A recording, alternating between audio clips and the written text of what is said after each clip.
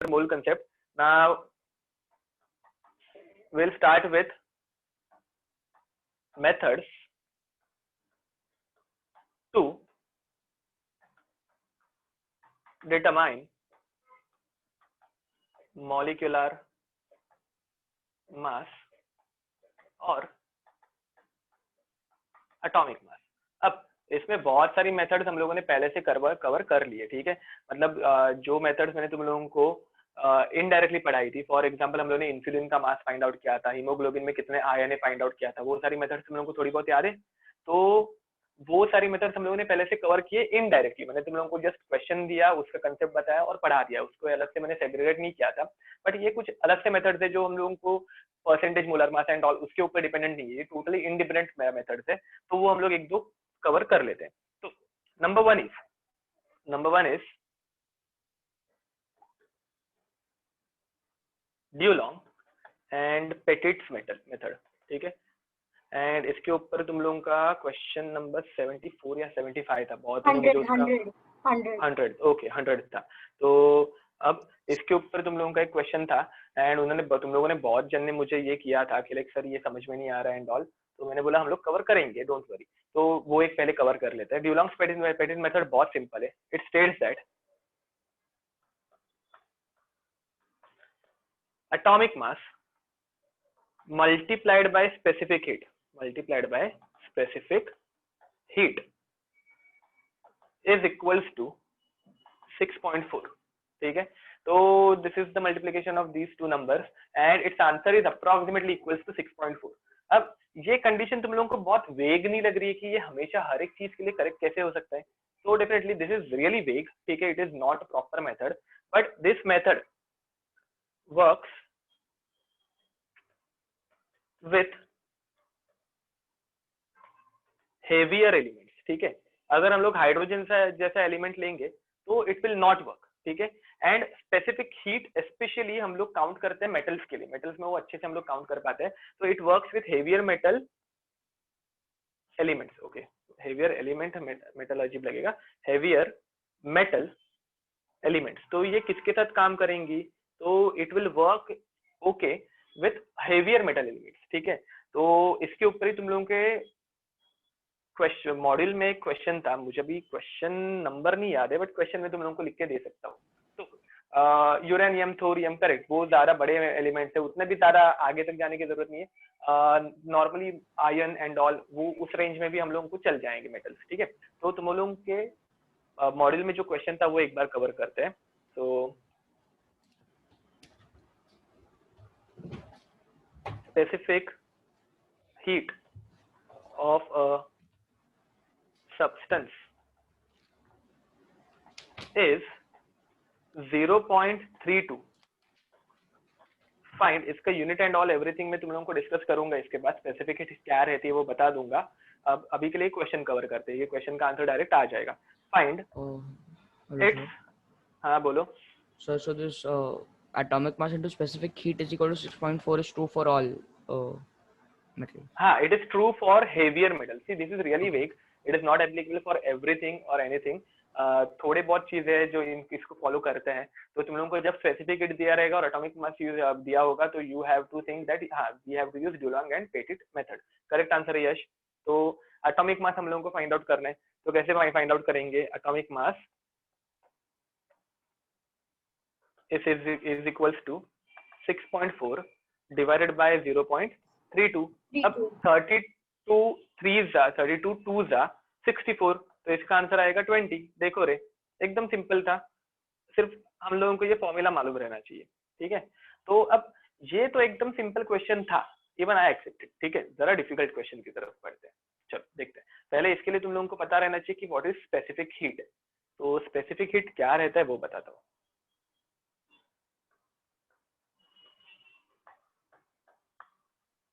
Specific heat, ठीक है, it is denoted by सी। बहुत सारे बच्चा बुक्स में ये एस से डिनोट किया जाएगा, ठीक है। तो don't confuse between the notation. Usually हम लोग ज्यादा करके सी ही यूज करते हैं, हम लोग नेक्स्ट ईयर भी सी यूज करेंगे, फिजिक्स में भी तुम लोग सी यूज करते हो। तो कुछ कुछ बुक्स में एस दिया रहता है बट नोटेशन कुछ मैटर नहीं करता। इसकी डेफिनेशन देख लो, it is the heat required it is the heat required to raise the temperature of a unit mass by 1 degree of a Celsius. substance, correct, by 1 degree Celsius. तो किसी एक चीज का specific heat and heat capacity, हाँ they are same, correct, एक ही चीज के दो। सर आपने म्यूट कर दिया खुद को। To raise the temperature of unit mass of a substance by 1 degree Celsius, correct. तो अब कैसे होता है कि तुम लोगों को यूनिट मास मतलब कितना, तो 1 ग्राम, ठीक है, किसी एक चीज के 1 ग्राम मास का अगर टेम्परेचर मुझे 1 डिग्री सेल्सियस से बढ़ाना है तो मुझे ऑब्वियस है थोड़ी बहुत हीट प्रोवाइड करनी पड़ेगी। Now this heat is called as specific heat, this heat is called as specific heat. कोई एक चीज है, फॉर एग्जांपल ले लेते हैं वाटर, ठीक है, वाटर का मेरे पास 1 ग्राम है, 1 ग्राम वाटर का टेम्परेचर 1 डिग्री से इंक्रीज करना अगर होगा मुझे, तो उसके लिए जितनी हीट लगेगी that is called as specific heat of water, that is called as specific heat of water, ठीक है। तो कंसेप्ट बहुत सिंपल है। अब इसका यूनिट एंड फॉर्मूला, तो देखो हम लोगों को क्या करना है, हम लोगों को काउंट करनी है स्पेसिफिक हीट सी, ठीक है, it is nothing but heat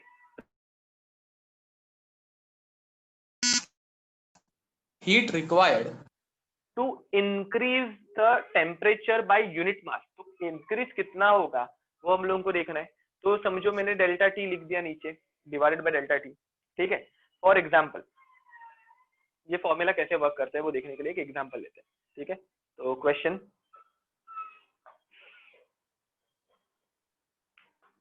ten joules of heat is required to,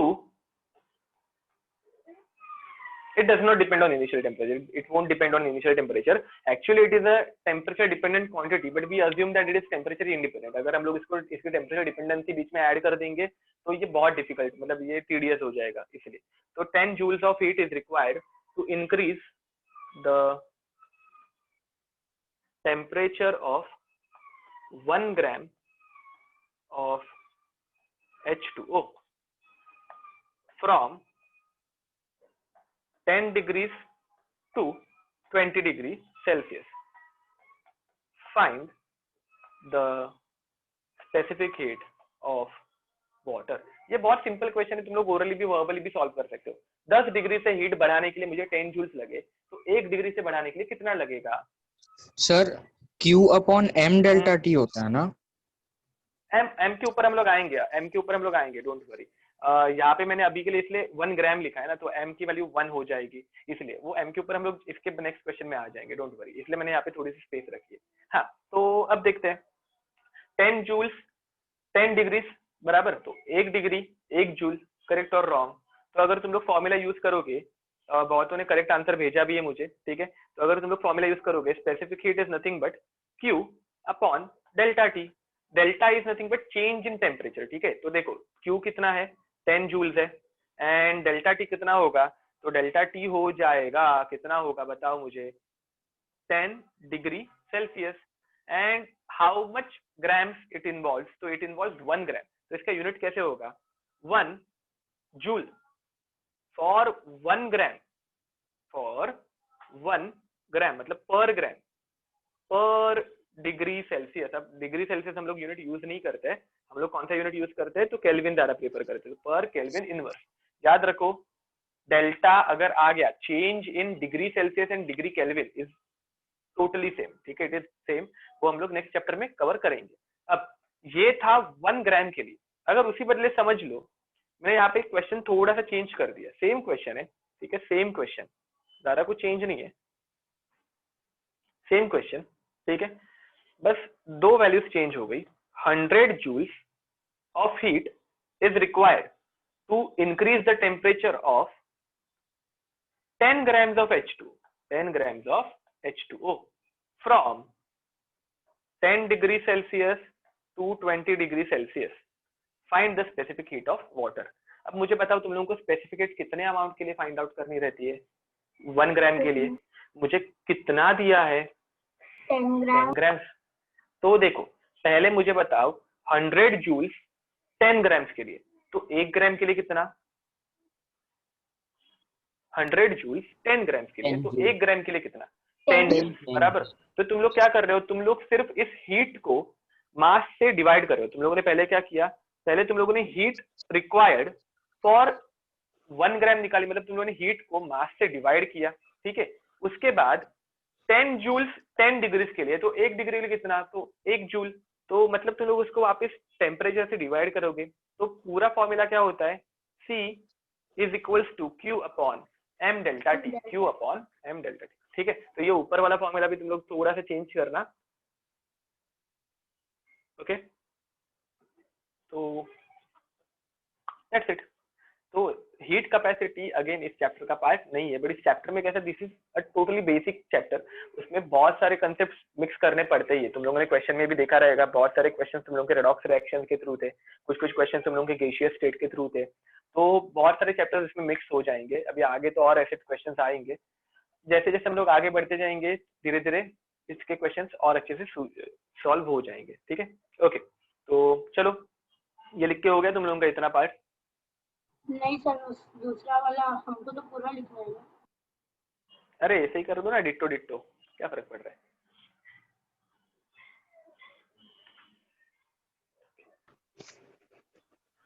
sir थोड़ा ऊपर स्क्रॉल करेंगे? हाँ डेफिनेटली, एक काम करते हैं। दिख रहा है अभी? या सर, परफेक्ट।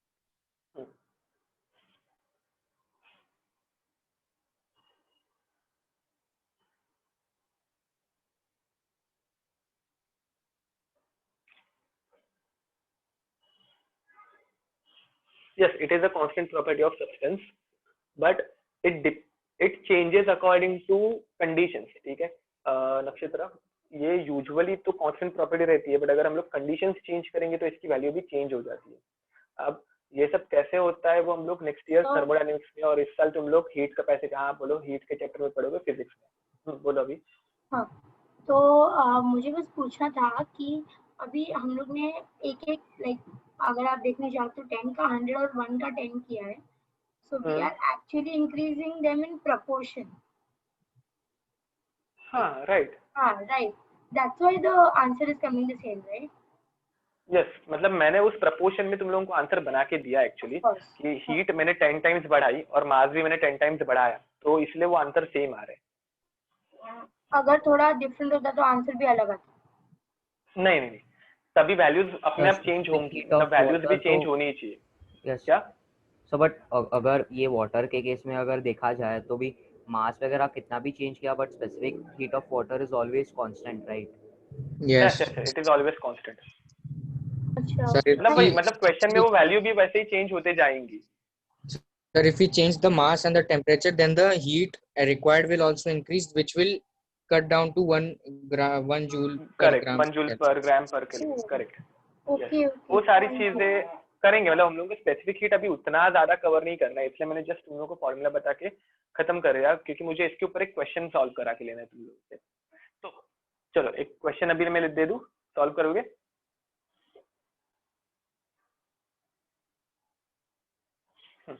तो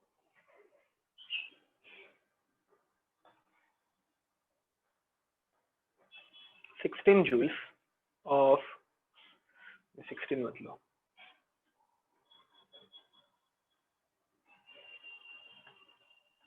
8 joules of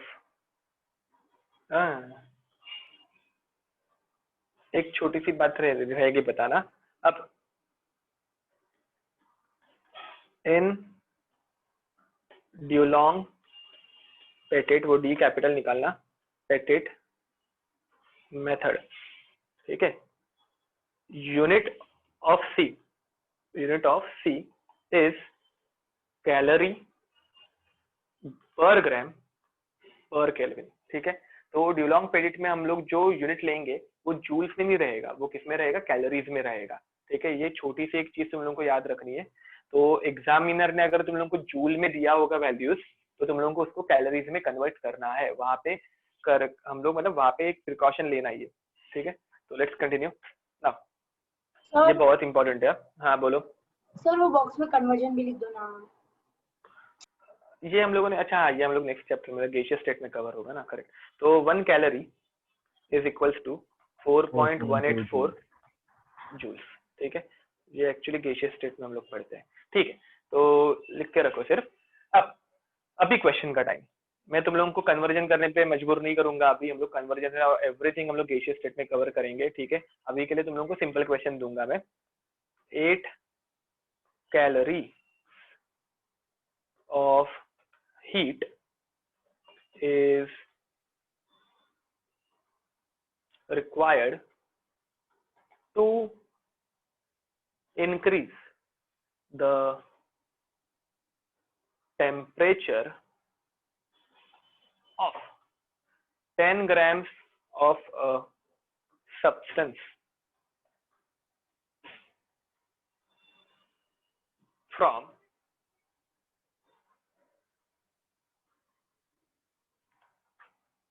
5 degrees Celsius to 55 degrees Celsius. Find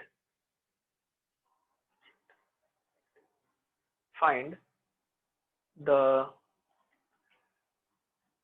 atomic mass of that substance. अब ये ऐसे टाइप का क्वेश्चन तुम लोगों के मॉड्यूल में तो नहीं है, बट हाँ they can ask something like this. ठीक है, पहले तुम लोगों को स्पेसिफिकेट कैलकुलेट करनी है, उसके बाद ड्यूलॉन्ग-पेटिट मेथड के थ्रू इसे सॉल्व करना है। ठीक है, तो इसमें तुम लोगों को हिंट भी मिलना बहुत डिफिकल्ट हो जाएगा कि तुम लोगों को स्पेसिफिकेट कैलकुलेट करनी है। Until you are very okay. I have to check Niharika, ये मैंने अभी यहाँ पे बैठे बैठे आंसर क्वेश्चन बनाया है, तो let me think just a minute.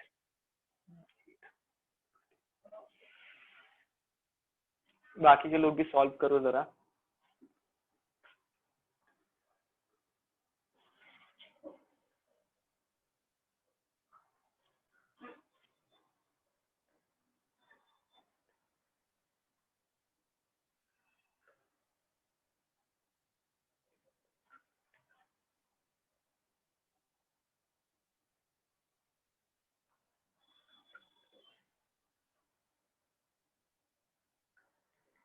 Okay, सबके आंसर ऐसे डिफरेंट डिफरेंट क्यों आ रहे हैं मुझे?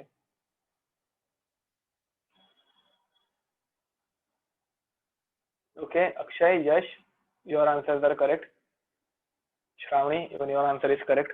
ओके, बाकियों के आंसर्स गलत है। ठीक है, अब कैसे करना है वो देखते हैं। चलो, सबसे पहले तुम लोग क्या फाइंड आउट करनी है, सी फाइंड आउट करना है। सी किसमें फाइंड आउट करना है, Q divided by m delta t। Take your time, मैं धीरे धीरे सॉल्व कर रहा हूँ। Okay, Amey, your answer is correct. Now Q की वैल्यू क्या दी है, 8, तो 8 डिवाइडेड बाय मास कितना दिया है, तो 10 मल्टीप्लाइड बाय टेम्परेचर चेंज कितना आया, 50, तो 8 डिवाइडेड बाय 5 इंटू 10⁻⁻², ऐसे में लिख सकता हूँ। ठीक है, याद रखो 10⁻+2, सॉरी, याद रखो जितना तुम लोग छोटा कैलकुलेशन करने की कोशिश करोगे ना उतना अच्छा होगा। ठीक है, नक्षत्र करेक्ट आंसर। प्रणव 10⁻ व्हॅल्यू मध्ये काहीतरी मिस्टेक केली आहे।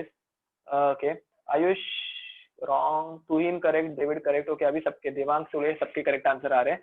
तो देखते हैं। अब 8 divided by 5 is nothing but 1.6 into 10⁻², ऊपर चला जाएगा तो 10⁻⁻² हो जाएगा। इसकी यूनिट क्या आएगा, कैलोरीज, ग्राम इनवर्स, केल्विन इनवर्स। ठीक है, अब ये डिग्री सेल्सियस का केल्विन कैसे होता है वो मैं तुम लोगों को नेक्स्ट चैप्टर में बता दूंगा। Niharika, now it is correct. Now ये हो गया तुम लोगों का सी। ठीक है, अब सी के बाद तुम लोगों को क्या निकालना है, एटॉमिक मास। तो atomic mass is equals to 6.4 divided by 1.6 into 10⁻²।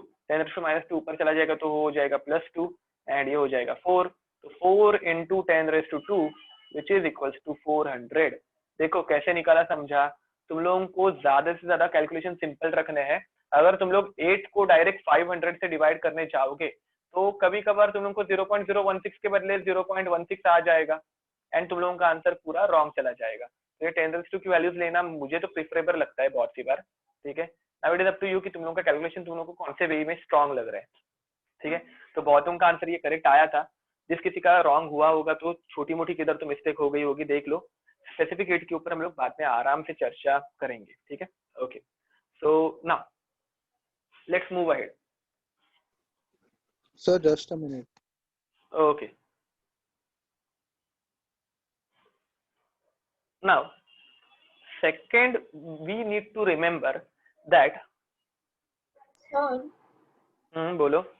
Sir आपने तो अभी बोला कि सबके लिए like it won't go for everyone, so how can we take 6.4 for everyone, like See, that is Dulong's Petit's law. See, ये हर एक एलिमेंट के लिए एप्लीकेबल नहीं है, बट तुम लोगों को एग्जामिनर कुछ भी पूछ सकता है ना, वो थोड़ी ना बोलेगा कि ये एप्लीकेबल है या नहीं है। They will just ask it, they won't care about it is applicable और नॉट। उनको सिर्फ तुम लोगों का एप्लीकेटिव पार्ट देखना है कि तुम लोग कैसे फॉर्मूलाज को अप्लाई कर सकते हो, तो दे कैन आस्क एनीथिंग, ठीक है। ये लॉ हर एक चीज को अप्लाई होता भी नहीं होगा, हेवियर मेटल्स को ही अप्लाई होता है, बट फिर भी वो कुछ भी तुम लोगों को क्वेश्चंस अपने आप बना के दे सकते हैं, वो थोड़ी ना एलिमेंट का नाम दे रहे हैं। अब अगर देखोगे तो 400 मास रहने वाला कोई एलिमेंट एग्जिस्ट करता ही नहीं है, इतना हेवी मास रहने वाला एलिमेंट है ही नहीं, ठीक है। At the end I guess कुछ 250 के अराउंड कुछ मैक्सिमम एटॉमिक मास है, बट आ गया आंसर, कुछ फर्क नहीं पड़ता। We are not concern about that, it is a hypothetical scenario, you just need to find out the answer. Okay, next तुम लोगों को फॉर्मूला एक याद रखना है, molecular weight is equals to 2 into vapour density. Molecular weight is equals to 2 into vapour density. ये एक छोटा सा फॉर्मूला है जो एम्पिरिकल फॉर्मूला में हम लोग बहुत बार यूज करते हैं, ठीक है। एम्पिरिकल फॉर्मूला के टाइम पे ये ऐसा फॉर्मूला तुम लोग को यूज करना पड़ता ही है मोस्ट ऑफ द टाइम, ठीक है। तो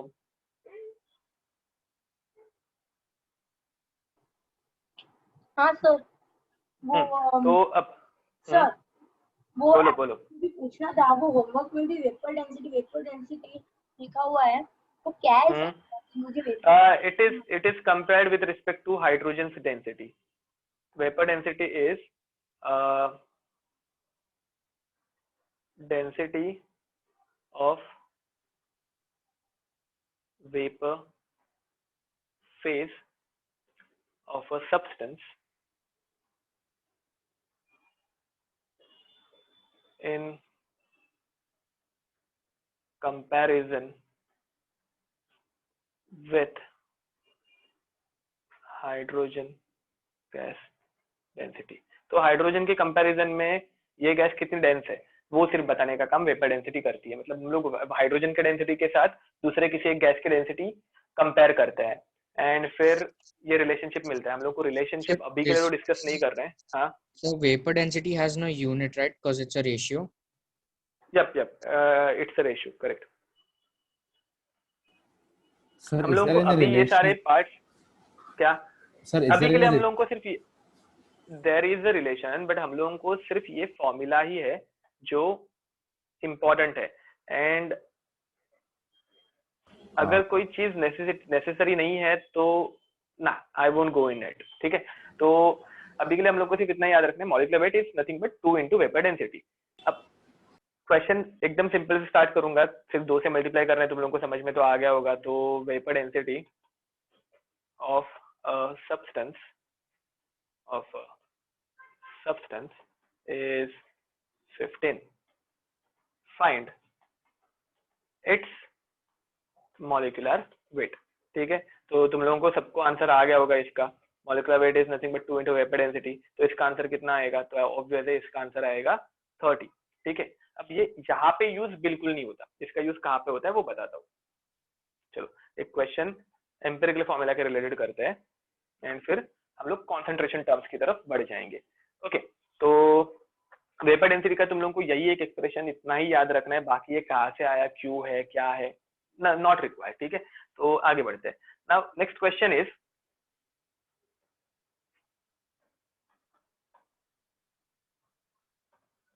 a compound contains 80% of carbon, ये लास्ट टाइम हम लोगों ने सॉल्व किया है, वही क्वेश्चन में ले रहा हूँ बिकॉज इजी हो जाए और जल्दी सॉल्व हो जाए, ठीक है।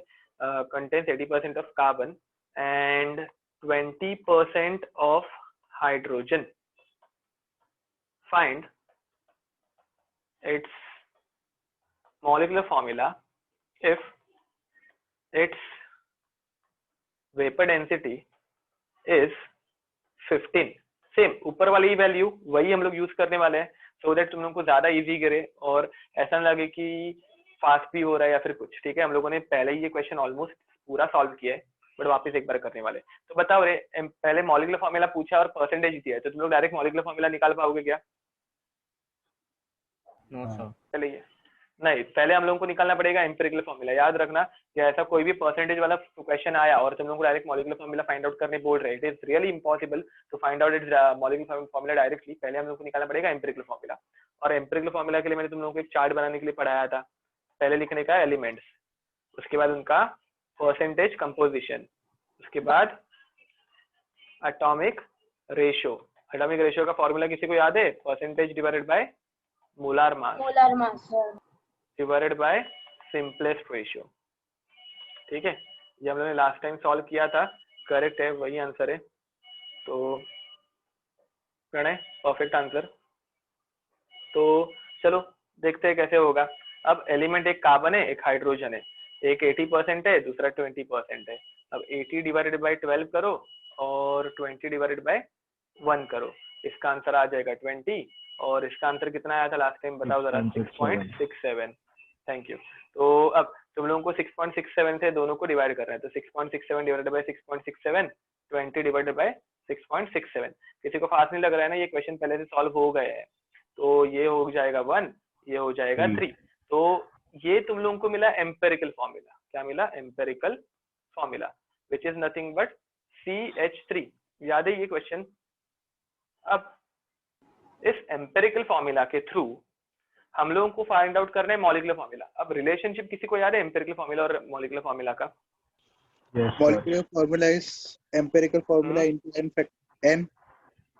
Perfect, empirical formula into n factor या फिर n, ठीक है। अब ये n जो है वो निकालना पहले पढ़ने वाला है।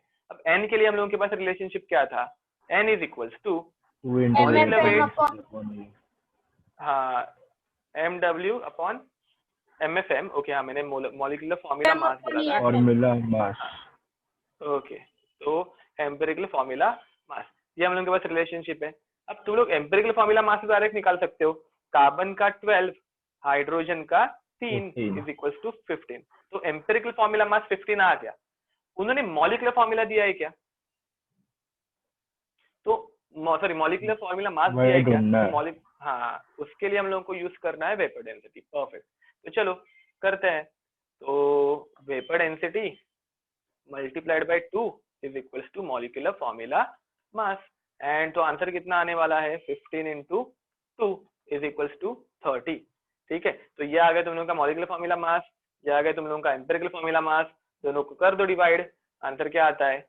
30 divided by 15 which is equals to 2। अब ये 2 यहाँ पे मल्टीप्लाई कर दो, तुम लोगों को मॉलिक्यूलर फॉर्मूला क्या आएगा? Molecular formula is equals to CH3 twice is equals to C2H6। देखो बहुत उनको करेक्ट आंसर आ गया था पहले ही। करेक्ट सबका करेक्ट आंसर है, जिस किसी ने आंसर भेजा था सबका करेक्ट है। हाँ बोलो। एक्चुअली ऊपर का भी कॉपी करना था, रह गया वो, आप जरा जूम इन करके हम लोग जस्ट स्क्रीनशॉट ले ले तो टाइम भी। चलिए ये क्वेश्चन का जरा एक स्क्रीनशॉट ले लो। रुको आंसर अभी एक तुम लोगों को सॉल्व करने के लिए देने वाला हूँ मैं एम्पिरिकल फॉर्मूला के ऊपर ही, एंड फिर लास्ट के हाफ एन आवर में, मतलब मैं तुम लोगों का लेक्चर के ऊपर एक्सटेंड नहीं करूंगा मेरी गलती की वजह से, डोंट वरी, ठीक है। तो empirical formula mass, sorry concentration terms हम लोग थोड़े बहुत स्टार्ट करेंगे and then will stop our today's lecture. Okay sir एक क्वेश्चन था, अगर इफ मतलब अज्यूम कि H का इधर वैल्यू हमें 1.5 आता, तो CH3 का एम्पिरिकल फॉर्मूला C1H 1.5 आता ना, तो नहीं नहीं मतलब नहीं, टू नहीं, होता है। ऐसे टाइम पे उसे होल नंबर से हम लोगों को मल्टीप्लाई करना पड़ता है, मतलब एक हाँ होल क्योंकि नंबर में सर से कन्वर्ट करना पड़ेगा। मुझे वो कंफ्यूजन था कि अगर हमें राउंड ऑफ करना है या उसको रेशो में कन्वर्ट करना है ऐसा। ओके, लेट्स अज्यूम, देखो ये अजम्पशन है, मतलब अगर समझो तुम लोगों को किसी सिचुएशन में एम्पेरिक सिंपलेस्ट रेशियो ऐसे है, कार्बन 1 एंड यहाँ पे आ गया 1.33। अब मुझे बताओ तुम लोगों ने कभी कोई फॉर्मूला ऐसे फ्रैक्शन में लिखा है क्या स्टूडेंट्स? यहाँ पे देखो, हाँ, तो ऐसे टाइम पे इस सिंपलेस्ट रेशियो को तुम लोगों को किसी एक इंटीजर से मल्टीप्लाई करना है। अच्छे से सुना, ऐसे टाइम पे तुम लोग को इस सिंपलेस्ट रेशियो को किसी एक इंटीजर से मल्टीप्लाई करना है so that it will become a whole number. For example 1.33 को सबसे पहला इंटीजर मतलब 1 लोगे, तो 1.33 को 1 से मल्टीप्लाई करके कुछ होने वाला है नहीं, तो 1 से मल्टीप्लाई करके कुछ फायदा नहीं है, तो इग्नोर करो। 2 से मल्टीप्लाई करोगे तो आंसर क्या आएगा? C2H 2.66। Again it is not a whole number, तो उसके बाद 3 से मल्टीप्लाई इससे करके करना देखो, पड़ेगा। तो क्या होगा? 3.99 अप्रोक्सीमेटली इक्वल्स टू 4। तो ऐसे टाइम पे तुम लोग इसे भी 3 से मल्टीप्लाई करोगे और इसे भी मल्टीप्लाई करोगे तो ऊपर को भी करना पड़ेगा, नहीं तो डिफाइनेड प्रोपोर्शन वॉयलेट हो जाएगा। तो 3 और 4 मतलब यहाँ पे ऐसे टाइम पे तुम लोगों का फॉर्मूला हो जाएगा C3H4 वैसे। ठीक है, समझा? आपका डाउट क्लियर हो गया? अगर वो इसमें है, क्या बोलते हैं उसको, डेसिमल में है, तो हम उसका अप्रोक्स करके क्यों नहीं लेते? नहीं, राउंड ऑफ करेंगे तो हम लोग अपने खुद के आंसर को मैनिपुलेट कर रहे हैं ना, it is the manipulation, nothing else. मतलब राउंडिंग ऑफ, हाँ, छोटे चीजों के लिए ठीक है, मतलब अगर ये 3.99 है और उसको हम लोग 1 ऐड करके 4 कर रहे हैं, इट इज मैनेजेबल, बट 1.33 को इग्नोर करना, इट इज, समझ लो वैसे। सो चलो आगे बढ़ते हैं। एक क्वेश्चन में तुम लोगों को देने वाला हूँ, ठीक है, वो तुम लोग खुद से सॉल्व करना, अभी इधर ही सॉल्व कर रहे हैं। So question is an organic compound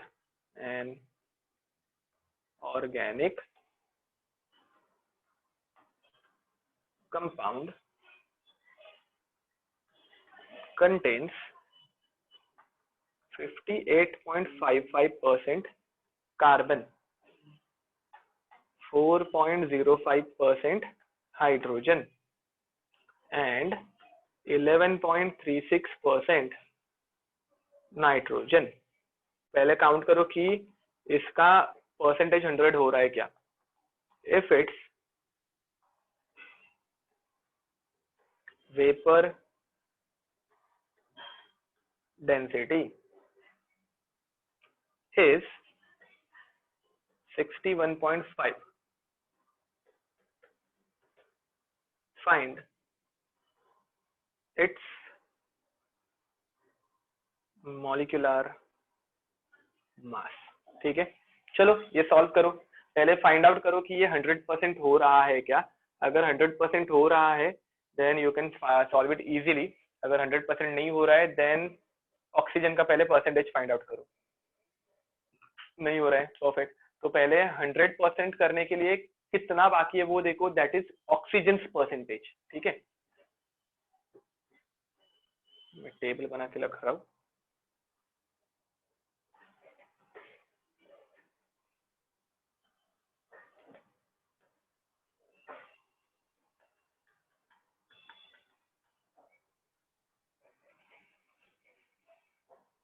हाँ, एम्पिरिकल फॉर्मूला ऑर्गेनिक केमिस्ट्री में भी जीओसी में हम लोग थोड़ा सा विजिट करेंगे। ठीक है, मतलब मैं नहीं तो दूसरा कोई, जो कोई सर होंगे वो भी तुम लोगों को थोड़ा उसका रिकैपिचुलेशन दे देंगे।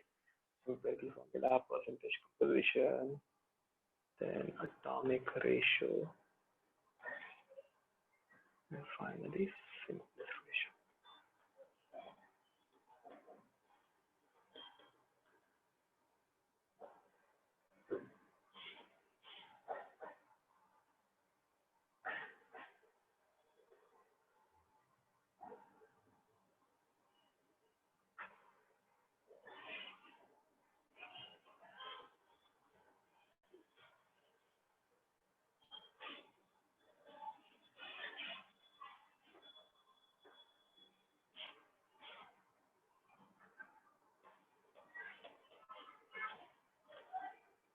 थैंक यू सारा।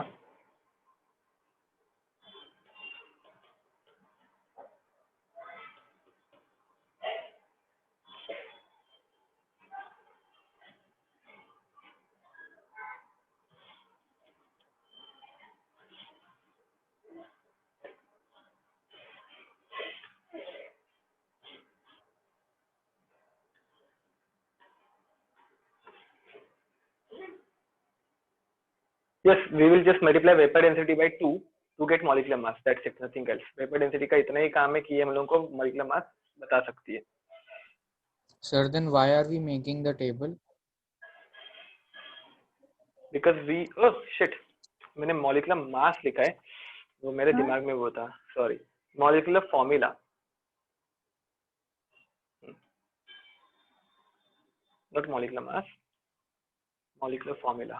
तुम लोगों को सब कुछ फाइंड आउट करना पड़ेगा. हाँ, तो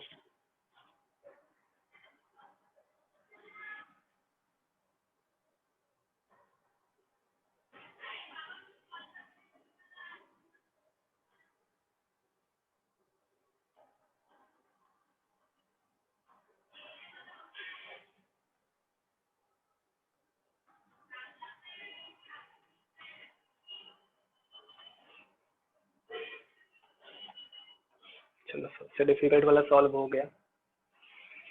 okay Pranay, your answer is correct. एक मिनट, ऑक्सीजन 2 आ रहे, पक्का ऑक्सीजन 2 आ रहे प्रणय? चेक किया अच्छे से? Yes sir.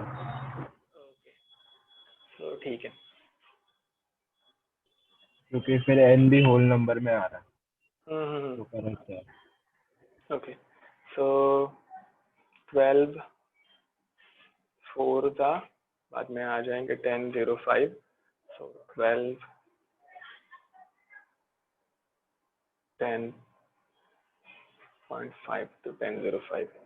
तो डायरेक्ट 9 ले लूँ, 9 ले लेते हैं. चलो इसको अप्रोक्सीमेट 4.9 कर लेता हूँ मैं, ठीक है?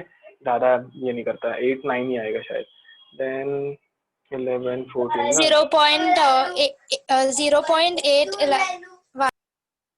8 1. Okay, and over here this is कितना आ रहा है इसका? 1.62. Okay, thank you. तो स्मॉलेस्ट रेशियो से डिवाइड करोगे, करेक्ट है, आ रहा है पूरा. सर तो सर बोलो. ऐसे टाइम्स पे अगर हमें ऐसा वैल्यूज ऐसा आ रहा है तो हम डायरेक्टली सिंपलेस्ट रेशियो लेते समय ही 5 4 1 एंड 2 ऐसा लेके भी मतलब सिंपल रेशियो वैसा ही आएगा ना, अभी आप जैसे कर रहे हो उधर ही हाँ, अप्रोक्सीमेट. बट वो जब सॉल्व करते वक्त, हाँ अच्छा, मतलब यहाँ पे ही डायरेक्ट लिख सकते हैं क्या? हाँ, yes, sir. डायरेक्ट लिख सकते हो तुम लोग. हाँ हाँ, यहाँ पे तुम लोगों को ये दिखाने की जरूरत नहीं है, तुम लोग डायरेक्ट कर सकते हो.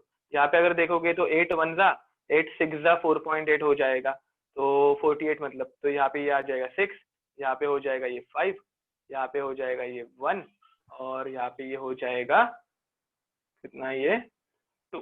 ठीक है, तो एम्पिरिकल फॉर्मूला जो है, बोलो.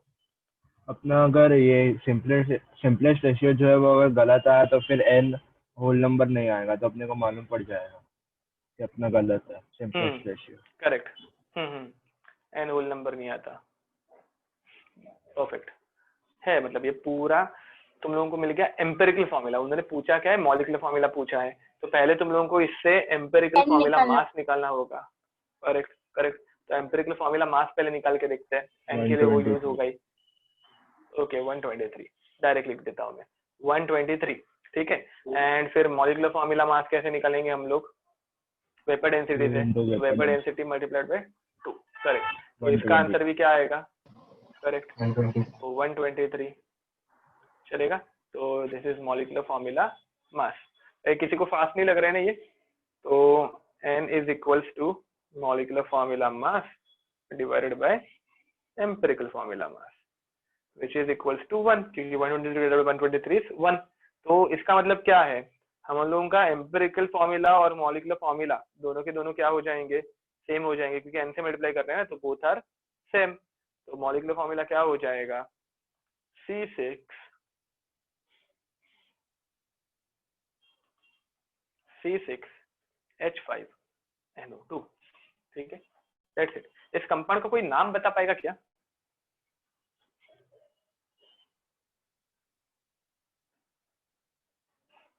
Sir benzene this is this compound है. C6 नाइट्रो ग्रुप है, ये NO2 ग्रुप है. तो इसका नाम आता है नाइट्रोइथिन. Nitro benzene. बेंजीन है ना ये? नाइट्रोबेंजीन. नाइट्रोबेंजीन. ओके, तो ओके, अब now will start with concentration terms, ठीक है। बट उसके लिए I will need a water bottle, ठीक है। मैं एक वाटर बॉटल लाता हूँ, 1 मिनट। सर वो ऊपर स्क्रॉल करके जाओ। हाँ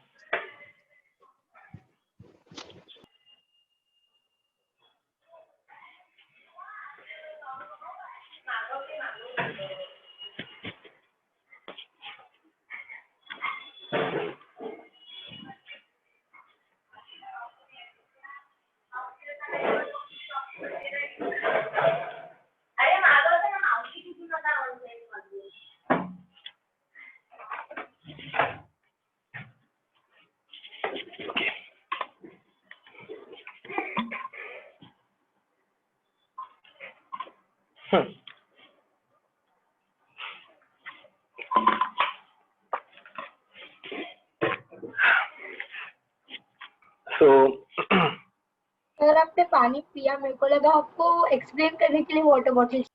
नहीं नहीं, एक्सप्लेन करने के लिए भी चाहिए ये मुझे, बट प्यास भी लगी थी। सो कॉन्सेंट्रेशन टर्म्स, ठीक है। अब हम लोग बहुत सारे अलग अलग कॉन्सेंट्रेशन टर्म्स देखने वाले हैं। पहले हम लोग पढ़ने वाले हैं कॉन्सेंट्रेशन टर्म्स कौन सी चीजों को अप्लाई होता है, ठीक है। तो कॉन्सेंट्रेशन टर्म्स हम लोग अप्लाई करते हैं सिर्फ और सिर्फ सॉल्यूशंस को, ठीक है। सॉल्यूशंस मतलब मिक्सचर्स को। And solutions are made up of 2 things. कौन सी चीजों से ये बना रहता है? ओके, लैग होना स्टार्ट हो गया क्या? क्यों ऐसे हो रहा है आजकल? हाँ अभी नॉर्मल है। ओके, तो solutions are made up of solute and solvent. Perfect. तो सॉल्यूट प्लस सॉल्वेंट, इन 2 चीजों से बना रहता है मेरा सॉल्यूशन। अब मुझे बताओ, सॉल्यूट जो है वो हायर क्वांटिटी में प्रेजेंट रहता है, स्मॉलर क्वांटिटी? स्मॉलर। परफेक्ट। तो याद रखना, solute is present in smaller quantity and solvent is present in higher quantity, ठीक है। तो जो छोटी चीज है वो कितने अमाउंट में प्रेजेंट है, वो जब हम लोग फाइंड आउट करते हैं, मतलब सॉल्यूट कितने अमाउंट में प्रेजेंट है वो जब हम लोग फाइंड आउट करते हैं, तब हम लोग निकालते हैं कॉन्सेंट्रेशन ऑफ सॉल्यूट। क्या निकालेंगे? Concentration of solute. बोलो। अभी सॉल्यूट मत, अभी सॉल्ट वाटर में सॉल्यूट NaCl और सॉल्वेंट H2O निकलेगा ना? H2O दिखेगा, करेक्ट। हम्म। तो देखो होता क्या है, समझो, मैंने एक बीकर लिया, बीकर में मैंने ऐड कर दिया वाटर, ठीक है। एंड वाटर में बारे में मैंने फिर यहाँ पे नीचे ऐड कर दिया थोड़ा बहुत NaCl, स्टर किया, स्टर करने के बाद ये NaCl डिसॉल्व हो गया। तो now this is a salt water, this is salt water. And अब सॉल्ट वाटर अगर मैं ले रहा हूँ तो मुझे बताओ मैंने कम अमाउंट में कौन सी चीज ली थी और हायर अमाउंट में कौन सी चीज ली थी? सॉल्ट कम। परफेक्ट। तो सॉल्ट प्लस H2O मिक्सचर में सॉल्ट क्या होगा? सॉल्यूट। एंड वाटर क्या होगा? सॉल्वेंट, ठीक है। अब किसी दिन समझ लो मैं ड्रिंक करने बैठ गया, हो सकता है कभी ऐसे, ठीक है। अब ड्रिंक करते वक्त मैंने मेरे ग्लास में, अभी ये ग्लास है ना, अभी बीकर नहीं बोल सकती, ये ग्लास है, ठीक है। ग्लास में मैंने यहाँ पे पोर कर दिया अल्कोहल। क्या पोर कर दिया? अल्कोहल। और समझ लो मैं बहुत लाइट ड्रिंकर हूँ, मैं ज्यादा हजम नहीं कर सकता, तो मैं ऐसे टाइम पे क्या करूंगा, इसमें भर भर के पानी ऐड करूंगा। करेक्ट और रॉन्ग? बहुत डाइल्यूट करूंगा इसको, क्योंकि नहीं तो चढ़ जाएगी ना रे पापा, घर पे जाना है, मम्मी चिल्लाएगी। तो इसमें भर भर के मैंने पानी ऐड कर दिया और बाद में ये सोल्यूबल हो गए, ठीक है। अभी ये बोलना मत कि अरे सर आपने 2 लेयर कैसे बनाई है, वो सोल्यूबल हो गए, अभी मैं इरेज नहीं कर रहा हूँ। अब this is called as alcohol solution, ठीक है। इसे हम लोग क्या बोलेंगे? Alcohol solution. अब alcohol solution is made up of alcohol plus water. अब इसमें बताओ सोल्यूट कौन, सॉल्वेंट कौन? Solute and water solvent. तो ऐसा है क्या कि पानी हमेशा सॉल्वेंट होगा? In most of the cases. In most of the Yes, cases, sir. हाँ, but it is not compulsory. ये मुझे डाउट बहुत बार पूछा गया था पहले, दैट सर पानी हमेशा सॉल्वेंट ही होता है क्या? तो नहीं। अगर समझो मैं बहुत हार्ड ड्रिंक करूँ कि सारा पूरा वो क्या बोलते हैं खंबा खत्म कर दूं, फिर भी मुझे कुछ नहीं होता। क्या क्या क्या? फिर पढ़ाओगे कैसे? हाँ अरे वो थियोरेटिकल, मतलब ऐसे हाइपोथेटिकल सिचुएशन, मैंने बोला ना हम लोगों को बहुत बार हाइपोथेटिकल सिचुएशन दी जाती है, तो वैसे ये हाइपोथेटिकल सिचुएशन है। तो जो ऐसे बहुत हार्ड ड्रिंकर रहते हो क्या करते हैं, ग्लास में दारू डालते हैं और नीट फिर ऊपर से एक ऐसे छोटा सा ऐसे क्या डालते हैं उसके अंदर, आइस क्यूब्स। इसे हम लोग बोलते हैं, जिस किसी को पता नहीं है मैं ये एजुकेशन भी देता हूँ कभी कभार, तो इसे हम लोग बोलते हैं ऑन द रॉक्स। क्या बोलेंगे? On the on the rocks. ठीक है, सर आप हमें सिखा रहे हो? तो क्या बोल रहे हो? सर आप हमें सिखा रहे हो? हाँ, अरे ये अल्कोहल, फिनोल्स एंड ईथर ये पूरा एक चैप्टर, हाँ अरे ये पूरा like that, चैप्टर sir, आप हमें क्यों सिखा रहे तुम हो? लोग गलत समझो मत, ये केमिस्ट्री में आता ही है, अल्कोहल C2H5OH। सर गलत ही समझ ली, वो उसके बारे में तो पढ़ा रहा हूँ, मैं लोगों को सिखाना है इसलिए। Don't worry. तो now even this is alcohol solution. अब इस अल्कोहल सॉल्यूशन में मुझे बताओ, अल्कोहल प्लस वाटर ही है, बट अल्कोहल क्या है और वाटर क्या है? अल्कोहल सॉल्यूट है, अल्कोहल सॉल्वेंट है और वाटर सॉल्यूट है। हाँ ओके, परफेक्ट, मैंने उल्टा लिखा ना, अल्कोहल सॉल्वेंट है एंड वाटर सॉल्यूट है। हाँ तो ये हमेशा सच नहीं होता कि वाटर ही सॉल्वेंट होगा, but water is called as universal solvent. Why? High dielectric उसमें घुल जाता है। मोस्ट ऑफ द केसेस हाँ, High because most of the dielectric things को, हाँ हाई डाइलेक्ट्रिक कांस्टेंट वो प्रॉपर फिजिकल रीजन हो गया कि, बट डाइलेक्ट्रिक कांस्टेंट बहुत ज्यादा होने की वजह से वो बहुत सारी चीजों को अपने अंदर डिसॉल्व कर लेता है। ठीक है, तो इट डिसॉल्व्स ऑलमोस्ट एवरीथिंग, मतलब many things it can dissolve in itself. ठीक है, इसलिए उसको यूनिवर्सल सॉल्वेंट बोलते हैं। ऐसा नहीं है कि वो आया तो वो सॉल्वेंट बन जाता है। ठीक है, ये मिसकंसेप्शन बहुत बार रहता है कि वाटर है तो यूनिवर्सल सॉल्वेंट है, मतलब वो सॉल्वेंट ही होगा, ऐसा नहीं है। तो ये क्वांटिटी के ऊपर डिपेंड कर रहा है कि तुम लोग लाइट ड्रिंक करो या हार्ड ड्रिंक करो ऑन द रॉक्स वाले। ठीक है, तो it depends on that thing, nothing else. चलो अब आगे बढ़ते हैं। ये डायग्राम बनाने की तुम लोग को जरूरत नहीं है। ठीक है, किसी का आगे पीछे किसी की मॉम नहीं बैठी थी ना रे, ये सब चालू था तभी? नहीं सर, हम हेडफोन्स लगा कर बैठे हैं। हेडफोन से सर। हाँ, ऐसे टाइम पे जरा बता देना सर पीछे बैठा है कोई, मतलब मैसेज करना फटाक से। ठीक है, तो मतलब ऐसे रुक जाऊंगा मैं। सो अब कॉन्सेंट्रेशन टर्म्स किसके लिए रहेंगी? तो कॉन्सेंट्रेशन टर्म्स हम लोग सिर्फ और सिर्फ सल्यूट के लिए यूज करेंगे कि सल्यूट की कितनी क्वांटिटी कितने सॉल्वेंट में। ठीक है, तो कॉन्सेंट्रेशन टर्म का डेफिनेशन अगर मैं लिखने जाऊंगा, concentration means what? concentration is nothing but amount of solute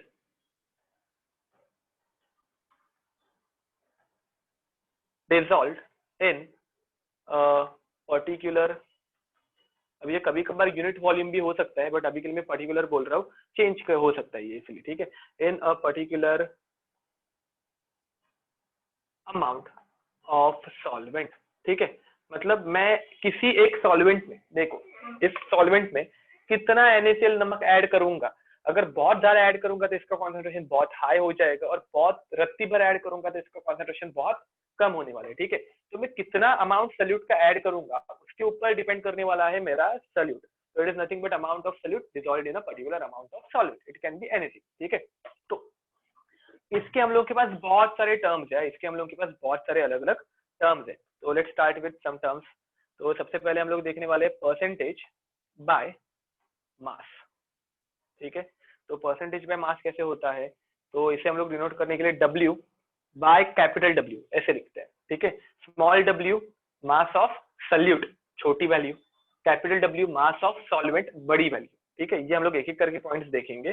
second one is percentage by volume. ठीक है, तो इसमें हम लोग देखेंगे V by V, again small v solute के लिए, कैपिटल V सॉल्वेंट के लिए। ठीक है, next percentage by mass and volume. ठीक है, तो इसमें कैसे होगा? W divided by volume of solvent. ठीक है, W divided by volume of solvent, ये सारी चीज हम लोग एक एक करके कवर करने वाले हैं। देन हम लोग देखेंगे ppm। ppm का फुल फॉर्म रहता है पार्ट्स पर मिलियन, करेक्ट। उसके बाद हम लोग देखेंगे ppb, इसका फुल फॉर्म हो जाएगा पार्ट्स पर बिलियन। Billion, correct. ठीक है, तो ये दो टर्म्स। ओके, ये ppm और ppb बहुत छोटा नहीं है, मतलब इट विल बी बहुत छोटा है, but there are some elements, for example astatine, ठीक है, वो इनका कॉन्सेंट्रेशन इतना कम रहता है कि किसी भी मोमेंट पे पूरे अर्थ पे सिर्फ 1 ग्राम प्रेजेंट है, मतलब पूरे अर्थ पे कोई चीज सिर्फ 1 ग्राम एग्जिस्ट करती है। ये एग्जांपल में दे रहा हूँ एस्टेटिन का, ठीक है, 80 आयोडीन के नीचे ये एलिमेंट आता है, तो ये एक पूरे अर्थ पे सिर्फ 1 ग्राम है, तो इसका कॉन्सेंट्रेशन पार्ट्स पर बिलियन में ही पहुंच जाएगा ना। तो ऐसे चीजों के लिए हम लोग पार्ट्स पर बिलियन यूज करते हैं। Then next one is mole fraction, ये हम लोग देखने वाले हैं। देन मोलैरिटी, मोलैरिटी बहुत सारे, जब molarity, molality, normality,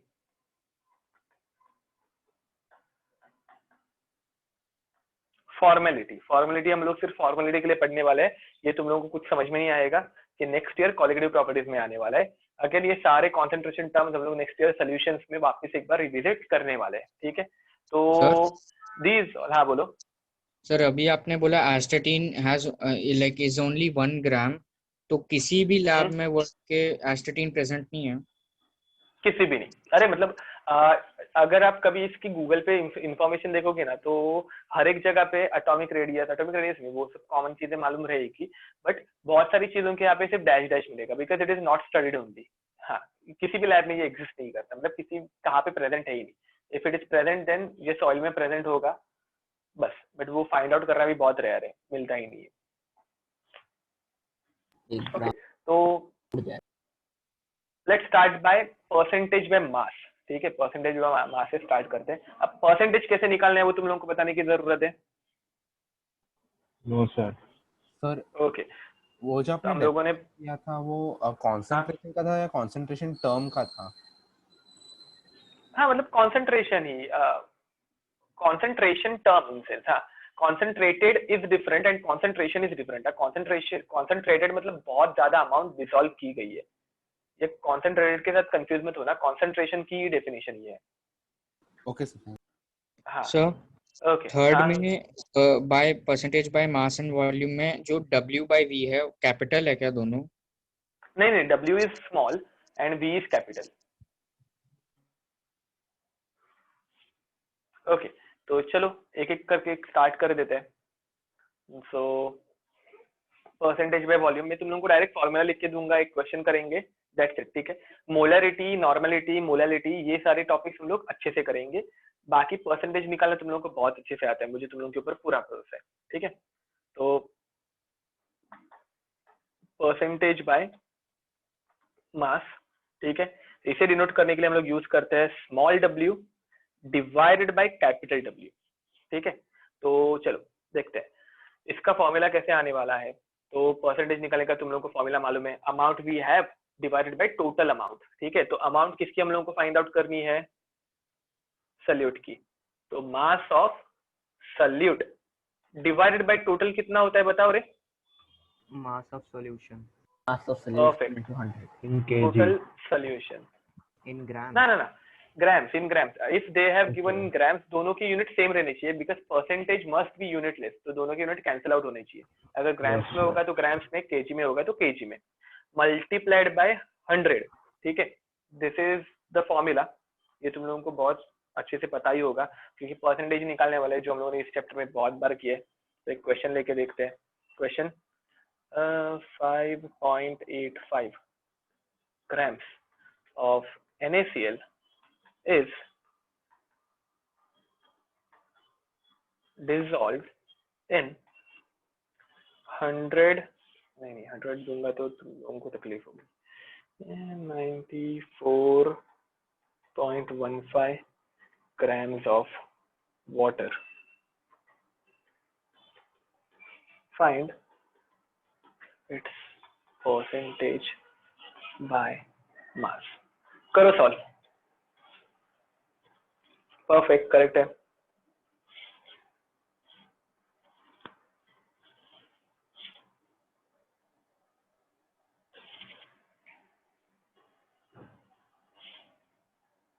correct, okay. तो सबके आंसर्स करेक्ट आ ही रहे हैं, तो चलो सॉल्व कर लेते हैं। परसेंटेज बाय मास कैसे होगा? अब mass of solute is 5.85 divided by mass of solution. तो सोल्यूशन में दो चीजें रहती है, एक रहता है सॉल्यूट, दूसरा रहता है सॉल्वेंट, तो दोनों को ऐड करना, ठीक है। आई गेस 100 आ रहा है। परफेक्ट, 100 ही आ रहा है, करेक्ट। मल्टीप्लाइड बाय 100, तो 5.85 ग्राम्स सॉरी परसेंटेज। 100, करेक्ट। तो ये कैंसल, आंसर इज 5.85%, ठीक है। बट यहाँ पे मिस्टेक कहाँ पे हो सकती है, तुम लोग डायरेक्ट सॉल्वेंट का मास लो या फिर ऐसे छोटी मोटी मिस्टेक्स यहाँ पे हो सकती है, तो ये अवॉइड करना। ओके, तो this was our first term, ठीक है, this was our first term. अब second,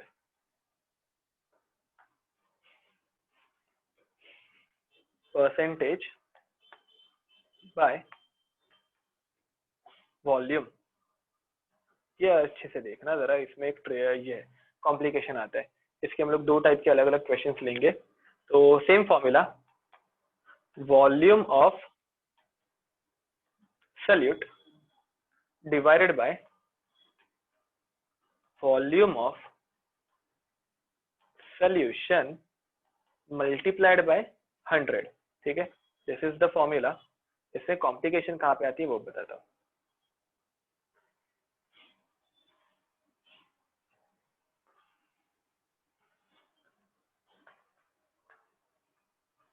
Ten ml of alcohol is dissolved in 89 ml of water। अब याद रखो, ये जो मैं तुम लोगों को वैल्यूज दे रहा हूँ, ये प्रॉपर वैल्यूज नहीं है, मैं मेरे मन से दे रहा हूँ, ठीक है। तो अभी जो मैं आगे लिखने वाला वो ऐसे ही होता है, ऐसे नहीं है, इसमें थोड़ा सा चेंज हो सकता है। To form 100 ml of solution. अब तुम लोगों को कुछ गड़बड़ दिख रही है क्या? हाँ सर, So 1 ml. क्या 1 ml कम पड़ रहा है। 1 ml कम पड़ रहा है ना, तो ऐसे कैसे? फाइन, इतना मेरा मैथ्स बुरा तो नहीं है कि मैं 1 ml मतलब वो 99 आता है वो मुझे पता ना चले, तो ऐसा कैसे? फाइन परसेंटेज Evaporate हो बाय, गया। अरे इवेपोरेट होगा तो कम होगा ना, बढ़ेगा कैसे?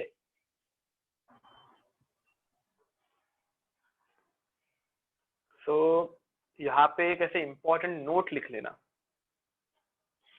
नोट,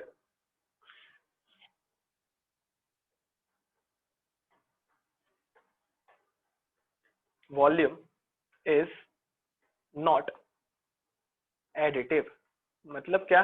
तो वॉल्यूम हम लोग कभी भी ऐड नहीं कर सकते, ठीक है। एक तो वॉल्यूम ओरिजिनल से, सॉल्यूशंस का वॉल्यूम, सॉल्यूशन के केस में, गैस के केस में नहीं बात चालू है, गैस के केस में तो पूरा अलग है जो हम लोग नेक्स्ट चैप्टर में पढ़ेंगे। सॉल्यूशन के केस में भी वॉल्यूम इज नॉट एडिटिव। एक तो वो कम होगा या फिर बढ़ेगा। अब कम कब होगा और बढ़ेगा कब, वो एक सिंपल लैंग्वेज में बता रहा हूँ, नेक्स्ट टाइम हम लोग इसके ऊपर अच्छे से पढ़ेंगे, ठीक है। तो देखो, अगर समझो मैंने पानी और अल्कोहल मिक्स किया, बट दोनों का जमता ही नहीं है, यश करेक्ट आंसर है, दोनों का जमता ही नहीं है। अगर दोनों का जम रहा नहीं है तो दोनों के बीच में अट्रैक्शन होगा या रिपल्शन होगा, झगड़े वगड़े चालू है तो अट्रैक्शन करेंगे या रिपल्शन करेंगे? रिपल्शन। रिपल्शन। अब ये पानी इधर से अल्कोहल को ढकेल रहा है और ये अल्कोहल इधर से पानी को ढकेल रहा है, दोनों के बीच का वॉल्यूम बढ़ेगा या कम होगा? बढ़ेगा। तो जब दो मॉलिक्यूल्स मतलब अल्कोहल और वाटर में जमता नहीं है, मतलब उनमें रिपल्शन होता है, तो रिपल्शन की वजह से वॉल्यूम इंक्रीज होगा। वॉल्यूम क्यों इंक्रीज होगा, समझ में आया? तो वैसे ही वॉल्यूम कम कब होगा? तो वैसे ही वॉल्यूम कम कब होगा? तब जब अट्रैक्शन होगा, प्रेशर होगा जब ज्यादा। ना प्रेशर एंड ऑल वो गैसेस को ही अफेक्ट करते हैं, लिक्विड्स को कभी अफेक्ट नहीं करते, ठीक है। तो प्रेशर के टाइम पे नहीं, जब दोनों के बीच में अट्रैक्शन होगा, ठीक है। दो सॉल्वेंट है, समझ लो एक अल्कोहल है और दूसरा पेट्रोल है, दोनों के बीच में मस्त अट्रैक्शन होता है, दोनों के बीच में मस्त अट्रैक्शन होता है, दोनों वोलेटाइल है, दोनों की स्मेल अच्छी लगती है हम लोगों को, ठीक है। तो और दोनों फ्यूल के जैसे भी यूज कर सकते हैं, मतलब दोनों की प्रॉपर्टी सेम है, तो प्रॉपर्टी सेम है तो दोनों के बीच में अट्रैक्शन है, दोनों के बीच में अगर अट्रैक्शन है तो वॉल्यूम बढ़ेगा या कम होगा? कम होगा। कम होगा, ठीक है। ओके, अब तो मुझे बताओ, तुम लोग वॉल्यूम फोकट में ऐड करने की शानपति दिखाओगे या जो वॉल्यूम उन्होंने पहले से दिया है वो यूज करोगे? जो दिया है पहले से जो दिया है वही। वहां पे फोकट ऐड मत करना, तो इस आंसर विल बिकम 10%, ठीक है। ये हाँ बोलो। इसका मतलब क्वेश्चन में every time volume of solution देना ही पड़ेगा वो लोग को। हाँ, वो वॉल्यूम ऑफ सॉल्यूशन देंगे, नहीं देंगे तो कैसे निकालना है वो बताता हूँ। we assume at No, no, no, no. 100 ml. We assume it 1 liter. Most of the time, but ऐसे हमेशा कंडीशन नहीं रहती, वो परसेंटेज के टाइम पे हम लोग कर सकते हैं। तो देखो अब कैसे होगा।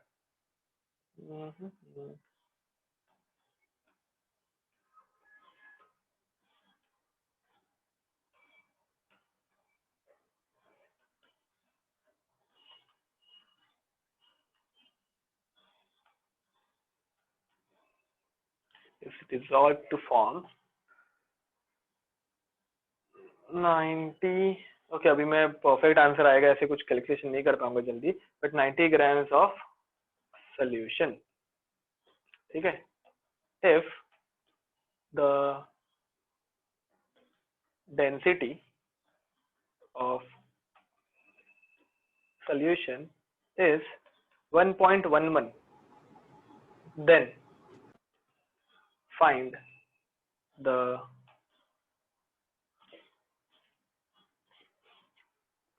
percentage by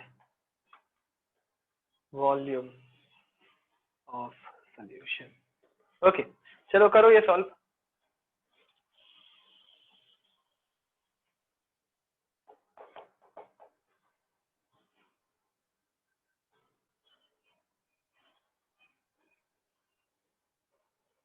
इसमें तुम लोगों को देखो क्या पूछ रहे हैं।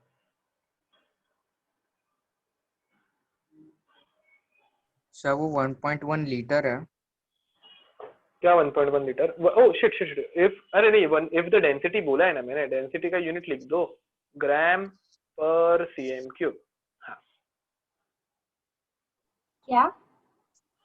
ग्राम पर सीएम क्यूब यूनिट है, मतलब ग्राम पर एमएल हो जाएगा वो डेंसिटी का यूनिट।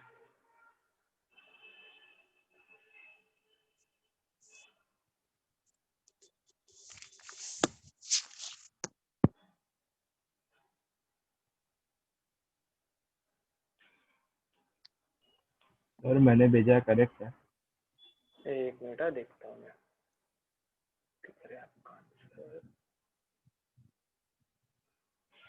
ओके अच्छा एक मिनट, मैंने कुछ उल्टा दिया क्या आएगा। ओके सब लोगों का वैसे तो स्टार्टिंग वालों का करेक्ट है। निहारिका आपका आंसर कुछ तो आपने उल्टा किया है, बाकी सबका ऑलमोस्ट करेक्ट लग रहा है। ओके फाइनली जिन्होंने सेंड किया ना उन्होंने कुछ गड़बड़ किया है गेस, देखते हैं। चलो तो एक मिनट पहले तो हाँ फॉर्मूला में तब तक लिख लेता हूँ और फिर एक्सप्लेन करने के लिए इजी होगा।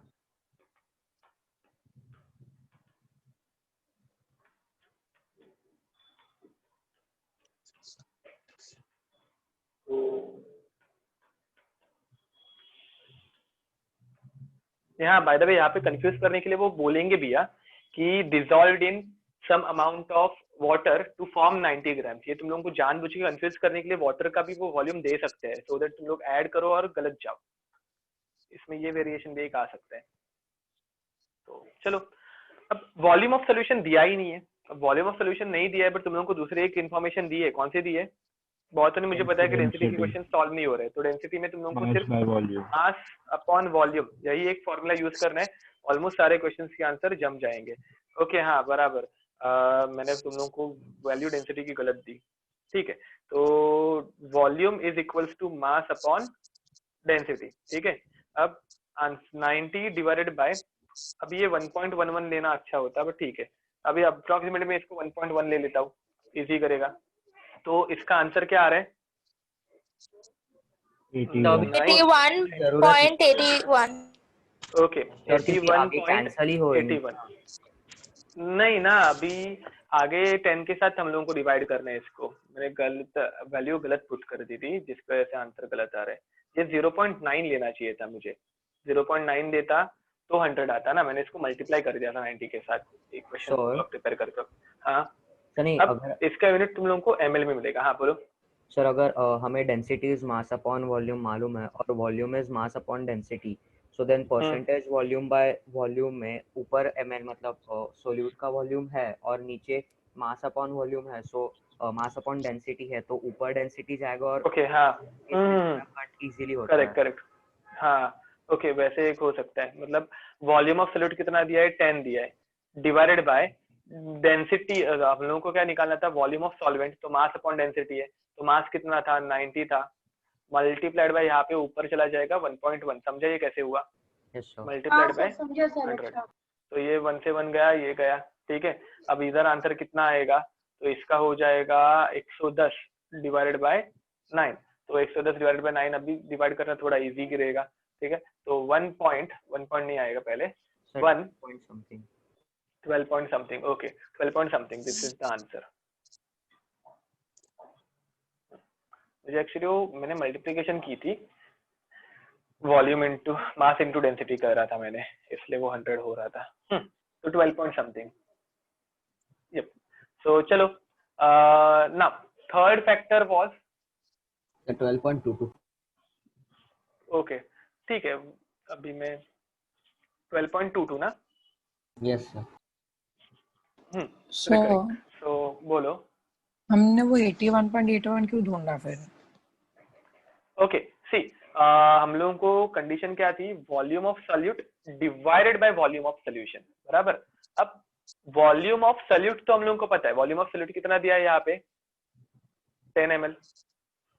मुझे बताओ यहाँ पे किधर भी वॉल्यूम ऑफ सॉल्यूशन मेंशन किया है क्या?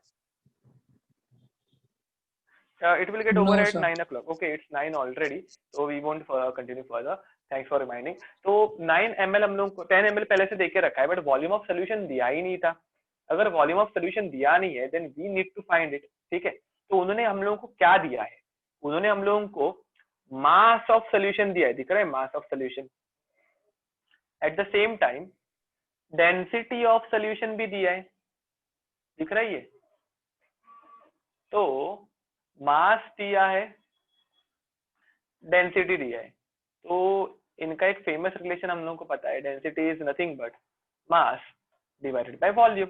अब डेंसिटी ऑफ सोल्यूशन और डेंसिटी मास ऑफ सोल्यूशन से हम लोग वॉल्यूम तो इजीली फाइंड आउट कर पाएंगे ना, volume is nothing but mass upon density. फिर मैंने यहाँ पे आंसर निकाला था, फिर यही 81.181 की वैल्यू मैंने यहाँ पे पुट करना था मुझे, बट मुझे एक ने आइडिया दिया कि सर आप ये 90 अपॉन 1.1 ही क्यों नहीं यहाँ पे सब्स्टिट्यूट कर देते 81.81 के बदले।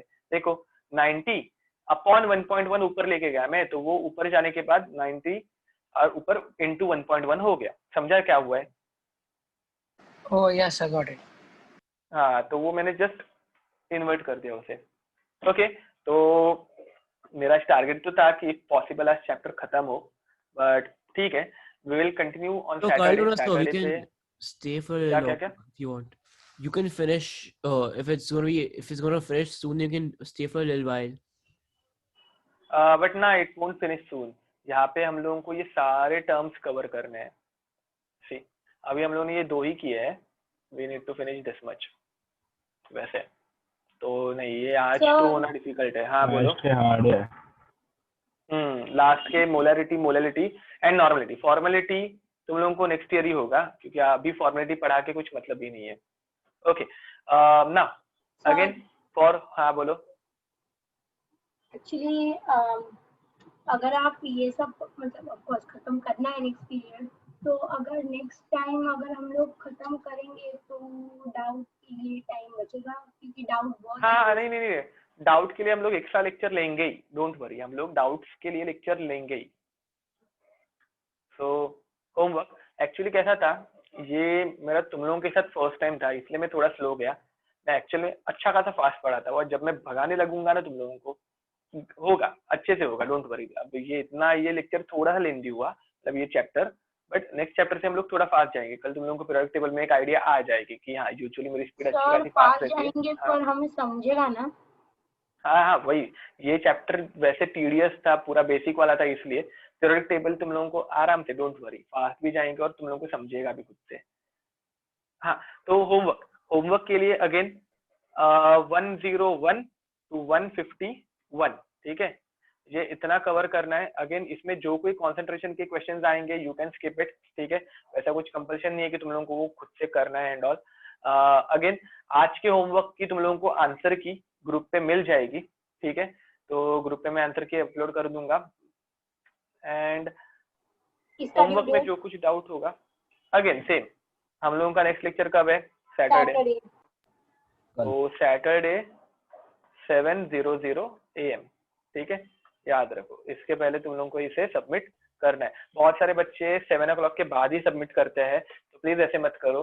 जो चेक करने वाले हैं उनको तकलीफ होती है उसकी वजह से, ठीक है। तो आप एक साथ सबमिट, मतलब आप पहले सबमिट करो, उन्हें कुछ प्रॉब्लम नहीं, बट आप अगर लेट सबमिट करोगे, अभी कुछ बच्चों ने 6 बजे सबमिट किया था, अब मुझे बताओ 6 बजे सबमिट करके कौन कैसे चेक कर पाएगा, करेक्ट और रॉन्ग? बोलो। मतलब मैं कोमल हूँ, तो मेरा नहीं हुआ था आज, राइट? अपलोड नहीं हुआ था, तो मैं वो फिर से अपलोड करके ये भी अपलोड करूँ या वो अपलोड करूँ ना, क्या करूँ? पहले का भी होमवर्क करो। जिस किसी का होमवर्क सबमिटेड नहीं था ये वाला, तो आपको होमवर्क सबमिट करना है, और ये वाला होमवर्क भी आपको सैटरडे तक सबमिट करना ही है, ठीक है। तो जिस किसी का होमवर्क सबमिशन बच गया था, please upload it. And unless and until आप नहीं कर रहे हो, सी हम लोग रिकॉर्ड रख रहे हैं कि किसने होमवर्क किया है किसने नहीं किया है। अगर 3 बार स्ट्राइक हुआ, 3 बार आपने होमवर्क नहीं किया, तो we have to call your parents, ठीक है, और टेक सम स्ट्रिक्ट एक्शन। या एक तो लेक्चर अटेंड नहीं करने देंगे, बट लेक्चर अटेंड करके कुछ फायदा, अटेंड ना करवा के तुम लोगों का नुकसान है तो वो नहीं, but we will inform your parents definitely, ठीक है। तो वैसे करने में मजबूर मत करना। Please upload your homework on time. Okay, so with this will stop today's lecture. हाँ बोलो। आप वैसे नॉर्मली कौन से बैच में पढ़ाते हो? मैंने अभी यहाँ पे, हाँ मतलब विले पार्ले में मेरा 12th पे लेक्चर चालू था, 11th पे मैं आया नहीं था, because even I am preparing for my some exams, ठीक है। मैंने जो तुम लोगों को एग्जाम्स बताई है पहले, मैंने जो क्लियर हुई है, तो उसमें मुझे मेरा जस्ट टारगेट है दैट आई नीड AIR 1, तो उसके लिए मैं वापस पढ़ाई करके एग्जाम्स देने वाला हूँ। तो इसलिए मैं 11th पे बहुत लेट इंट्रोड्यूस हुआ, मेरे सिर्फ 12th पे लेक्चर चालू थे अब तक, वैसा। Okay sir. Okay sir. हाँ 11th पे मतलब तुम लोगों के बैच पे ही मैंने फर्स्ट लेक्चर लिया था, एंड फिर गोरेगांव और कल वापस बैच 2 में और 1 में इंट्रोड्यूस होने वाला हूँ, आई गेस, वैसा कुछ, ठीक है। तो मुझे ही टाइम नहीं था, इसलिए मैं लेक्चर्स नहीं ले रहा था, बट अभी मैंने सोचा कि हाँ ठीक है, अभी एग्जाम का ऑलमोस्ट हो गया मेरा preparation, so I can give some time, इसलिए, ठीक है। Okay, thank you Devang. Yep. All the best, sir. So, Bye. thank you. All the best. Bye. Bye. Bye.